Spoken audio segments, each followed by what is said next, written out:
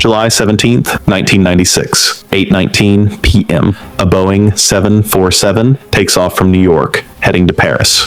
12 minutes later, it's gone. 258 people on the ground watched a streak of light shoot into the sky right before the explosion. Was it a bomb, a missile, or something that had been sitting inside this plane the entire time? The U.S. government spent 4 years and $40 million trying to find out. What they discovered wasn't what anyone expected, and it changed how every airliner in the world is built today. This is the story of TWA Flight 800. Chu was on board. Flight 800 was supposed to be routine. A Trans World Airlines Boeing 747, registration N93119, scheduled to fly from JFK Airport in New York to Charles de Gaulle in Paris, then continue on to Rome. 230 people were on board that night. 18 crew members, 212 passengers. 16 of them were high school students from Montour-Vaux, Pennsylvania, members of a French club flying to Paris on a trip they had spent months planning and saving for. It was meant to be the best summer of their lives. The flight pushed back from the gate a little late.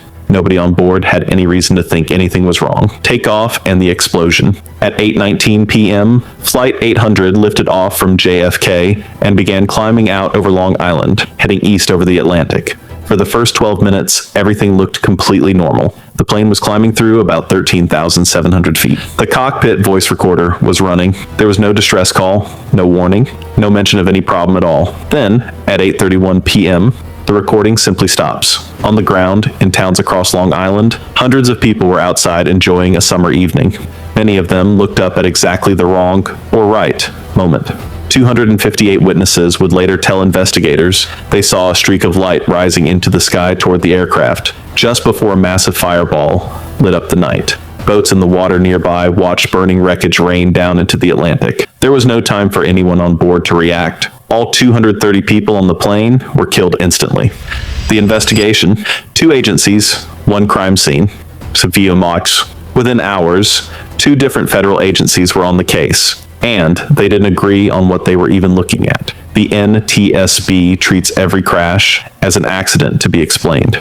The FBI treats it as a possible crime because so many witnesses described what sounded like a missile, and because the country was still on edge after the Pan Am flight 103 bombing over Loch Irby 8 years earlier, the FBI opened a full criminal investigation alongside the NTSB's accident probe. For the first time in NTSB history, a crash site was treated simultaneously as an accident scene and a crime scene. Every piece of wreckage had to be examined twice, once for clues about mechanical failure, and once for explosive residue or shrapnel that might prove a bomb or missile. Divers worked in waters about 120 feet deep for more than 10 months, recovering wreckage piece by piece from the ocean floor. Investigators eventually recovered more than 95% of the aircraft and painstakingly reconstructed the center fuselage inside a hangar on Long Island, piecing together a 747 like a 170-ton jigsaw puzzle. Meanwhile, the missile theory wouldn't go away. Former White House Press Secretary Pierre Salinger publicly claimed a U.S. Navy missile test had accidentally hit the plane. A retired Navy admiral pushed the same theory in a widely circulated report. Tom Clancy had just published a novel with an eerily similar plot. The pressure on investigators to either confirm or kill the missile theory was enormous, and the public wanted an answer immediately. They wouldn't get one for years. After 4 years and 1 month, the longest and most expensive investigation in NTSB history at the time, investigators reached their conclusion. There was no bomb, no missile, no external attack of any kind, no trace of high-energy explosives, no shrapnel damage consistent with a warhead, no military missile unaccounted for in the area. The streak of light that 258 people saw wasn't a missile rising toward the plane. It was burning jet fuel, already leaking from the aircraft, falling away as the plane broke apart. From the ground, in the dark, it looked exactly like something flying up. It was actually something falling down. The true cause was inside the aircraft the entire time, the center wing fuel tank. Investigators determined that a combination of a fault in the fuel quantity indicating system and a short circuit outside the tank allowed excess voltage to enter the tank's wiring. That spark ignited flammable fuel air vapor sitting inside the center tank, and the explosion tore the aircraft apart in midair. It wasn't sabotage. It wasn't an attack. It was a design vulnerability that nobody had fully understood until 230 people paid for it.